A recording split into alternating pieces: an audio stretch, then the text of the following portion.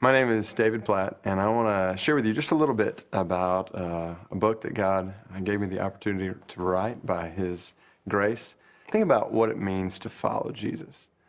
Put yourself in the shoes of a first century follower in a crowd that is following after Jesus, and all of a sudden He turns around and He says to you, if you're going to come after me, you need to deny yourself, take up your cross, an instrument of torture, and follow me. He says things like, if you're going to come after me, you need to hate your mother and father, wife and children, brother and sister.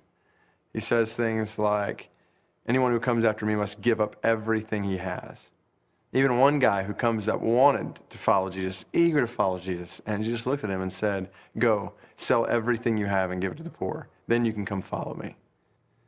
And we put ourselves in the shoes of these first century people, and we start to think, well, how do we respond? Would we really follow after Jesus? And this is where we come face to face with the frightening reality. And that reality is that in the 21st century, Jesus says the exact same things to us.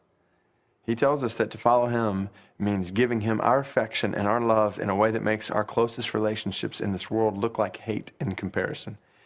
And He does tell us to give up everything we have to follow Him. It is possible that He could say in any single one of our lives, sell everything you have and give it to the poor. Then come follow me. Now, we don't think like this. We look at passages like these where Jesus says words like this, and we say, well, what Jesus really meant was, and this is where we need to be really careful, because at this point, we're starting to redefine Christianity according to our preferences and what is comfortable for us. We take the Jesus of the Bible and we twist Him into a Jesus that we're a little more comfortable with, a nice, middle-class American Christian Jesus who looks like us, who thinks like us, who talks like us, who doesn't call us to go to dangerous extremes. He wants us to avoid danger altogether. And we take the Jesus of the Bible and He begins to look a lot like us. And the danger here is that when Jesus is being twisted into our image, and when we gather together as Christians in our churches and we sing and we lift up our hands to Jesus, the reality is we're not actually worshiping the Jesus of the Bible. Instead, we're worshiping ourselves.